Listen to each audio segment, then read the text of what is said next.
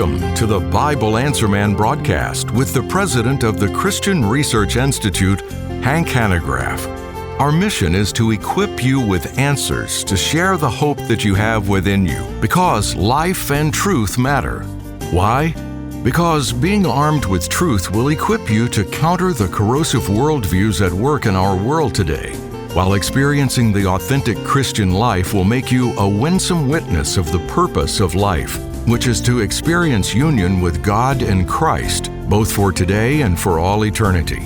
For more information about CRI and the Bible Answer Man broadcast, our phone number is 888-7000-CRI. You can find us online at equip.org. The following program was pre-recorded. And now, here's Hank Hanegraaff. Thank you very much, Randy. A lot of you hanging on. We'll go right to the phone calls. First up, Johnny in Elgin, Texas. Hi, Johnny.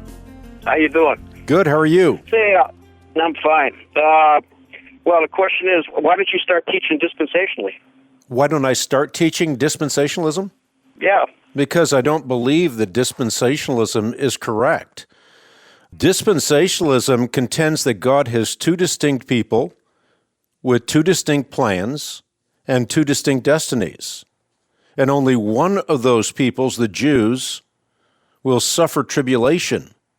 The other, the church, will be removed from the world in a secret coming 7 years prior to the second coming of Jesus Christ.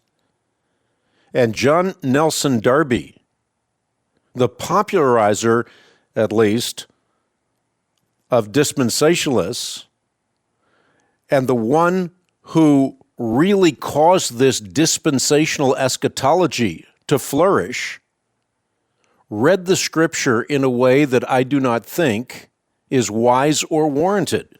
That's why I don't teach dispensationalism. And beginning with Darby, dispensationalists have held that due to the murder of Messiah, Jews were in time for an unprecedented suffering, vicariously referred to as the time of Jacob's trouble or the Great Tribulation. I do not believe that Jews in the 21st century are going to suffer for the deeds of Jews in the first century.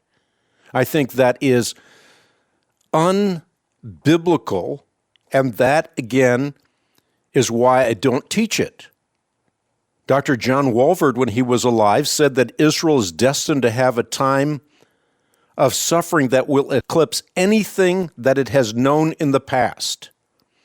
He said that the Jews returning to Palestine were placing themselves within the vortex of a whirlwind that would destroy the majority of those living in the land of Palestine. Hal Lindsey says that after the glorious rapture of the church, a numberless multitude of Jews will be slaughtered in a bloodbath that will exceed the horrors of the Holocaust. Tim LaHaye uses monikers like the Day of Israel's Calamity or the Antichrist's final solution to the Jewish problem, and is convinced, like Lindsay, that Jews are due a national suffering that is going to be far worse than the Holocaust under Adolf Hitler. He says that the time of Jewish tribulation will be a nightmarish reality beyond imagination. And again, I disagree with all of that in that I do not think that the sons are culpable for the guilt of the fathers. And the reason I don't believe that is the Bible is explicit about that. So the basic hypothesis that God has two distinct stories concerning two distinct people for whom God has two distinct plans, I think is decidedly wrong. And according to Darby, if you're reading the Bible for all it's worth, you have to decide in advance which scriptures apply uniquely to Israel and which scriptures apply unequivocally to the church. Again, I have said this before on the Bible Answer Man broadcast. God does not show favoritism. In other words, God has always had one chosen people one covenant community, beautifully illustrated by a cultivated olive tree in the New Testament and connected by a cross.